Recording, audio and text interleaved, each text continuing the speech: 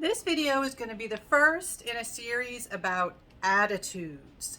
Now, attitudes, put simply, are an inner tendency to judge or evaluate something or someone either positively or negatively. It seems very broad, very vague. It's kind of like, how do you feel about something? You can have attitudes towards certain foods, attitudes towards certain music. You can have things that are like your taste, or do you like that person? Do you trust that person? Do you feel like you should hire that person? Do you feel like that person's guilty or innocent of a particular charge?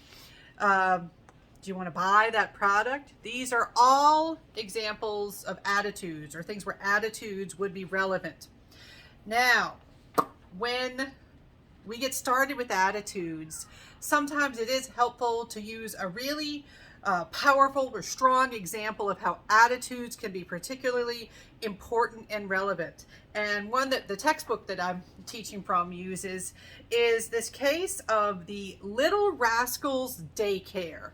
And right now I'm remembering all the times that students demonstrated to me that they did not go to class or watch videos, depending on what format they took the class in. I'd have test questions about the Little Rascals case, and they would talk about Buckwheat and Alfalfa, the characters from the either the Little Rascals movie from like the 90s, or the classic stuff from earlier in the 20th century. All right. So hopefully, since you're watching the video, you will not give any answers where you think that Little Rascals has something to do with the Our Gang folks. All right, so this was a daycare. All right, so the daycare was the Little Rascals daycare, and it was run by a couple, the Kellers. And what happened was one of the children that was sometimes dropped off at the daycare, it started with an accusation that they said that the gentleman in the couple, that he had spanked her. And of course the mom was looking into it, and it escalated. And sometimes things do escalate. And one thing you may or may not know with children, children's eyewitness testimony is really sketchy and problematic for a variety of reasons. If you've ever taken a developmental psychology or a child development class, you may be aware that memory is really sketchy before you get to middle childhood or the later elementary school years. And even then, it's still you're highly susceptible to being influenced, to having your memories being distorted or changed.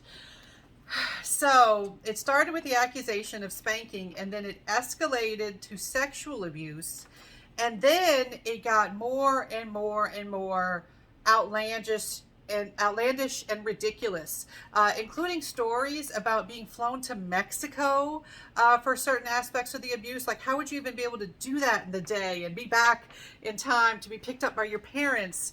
And then also ritual abuse, or what sometimes people would use the term satanic ritual abuse. I don't know if you've ever heard the term satanic panic.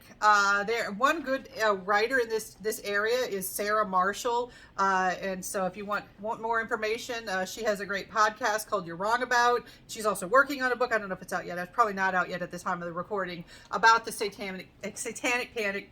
But there was this time in the 80s and 90s where we loved to see satanic rituals, satanic worship everywhere, and blame it for everything. This even showed up in the season 4 of Stranger Things, where they wanted to say that Eddie Munson had to be the murderer. He's into heavy metal and Dungeons and Dragons. He's clearly a Satan worshiper. In fact, when I was in my freshman year of high school, this was 1989, one day I was in the library after school for an extracurricular or something, and the teachers were coming in for one of their meetings, their educational meetings, where it's like further education, continuing education for the teachers. And I had to hang around upstairs working on my stuff, and I could hear what they were talking about. They showed a video about how heavy metal music was satanic. This was for the teachers. Like, instead of talking about like how to be an effective teacher, it was about the dangers of heavy metal music. Meanwhile, I'm like, I hope they don't see the Iron Maiden cover art on my notebook. I cut it out of Metal Edge magazine and taped it on my notebook. I was cool. I was You know I wasn't. Yeah, I wasn't. So the satanic panic, that's this term applied to this idea that people were willing to believe that there were Satan worshipers all over the place, and they were responsible for all sorts of horrible crimes. And so in the Little Rascals case, eventually multiple people were accused, and the accusations got ridiculous. Like they said they did these rituals, and that they did bone swapping rituals. Like how would that even work? I mean, just all sorts of stuff. In addition, you know, the sexual abuse aspect of things, ultimately there was no evidence of that happening, even though there was an issue, and I'm going to link to a news article about this. There was an issue that one emergency room doctor mistakenly said that the original victim did have evidence of sexual abuse. First of all, you didn't know if it was from the guy who ran the daycare, but also it wasn't actually. All right, so what was thought to be evidence of sexual abuse was actually just normal variation in what a vagina looks like. It was just one of the many examples of the harm that comes from people, including doctors, not knowing all the different ways that down there can appear. All right, that's pretty. We need more sex education. We need more comprehensive sex education in a variety of domains. But later that doctor did make it clear, because they actually went to some workshops and learned more, and were like, oh wait, oh, I made a mistake. I thought that was evidence of sexual abuse. That's just what things can look like down there. All right. In addition to that, though, there were some pretty outlandish accusations that were believed, and this is a great example of the power of attitudes. Once you form an attitude, it takes on a life of its own. It can be pretty powerful. We are very reluctant to give up our attitudes. Attitude change is difficult. And so what we had, powerful attitudes. Powerful attitudes, they can sweep away critical thinking. In this case, this is a good example. People stopped thinking critically. They stopped using their logic altogether, because if you sat there and thought about it, a lot of these accusations were impossible. You would not be able to carry them out in the time frame, in the setting where they are supposedly carried out. It ruined people's trust in the daycare. It ruined friendships. It ruined these people's lives. The couple that ran the daycare, from the time they were accused to the time that it was finally declared they are innocent, all charges dropped, they did nothing wrong, that was a 20-something year period. I mean, they spent 20 years with a lot of the public and their family and people who had taken their kids to the daycare, thinking that these were horrible people, because of the power of attitudes. These attitudes that took hold, and they shaped everything. So many well-meaning and courteous people who thought they were doing good, they were protecting the children in their minds, they made up their minds right away.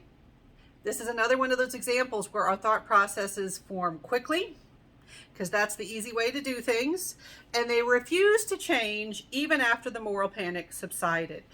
I have seen this. In fact, I was looking up some old sources that I used to educate myself about this case, and I've seen that a lot of them have turned the comments off wisely. But when I did view comments, one thing that I see, and this right now I'm recording in 2022, this case is from, I think, 1991. They were cleared in in the past 10 years, they were cleared. I still see comments that will say, I don't care what they say, they did it. I'm like, really, after all of this, after all of the evidence saying, no, they did not, there are still people who think that they engaged in this satanic ritual abuse at their daycare. So, let's see.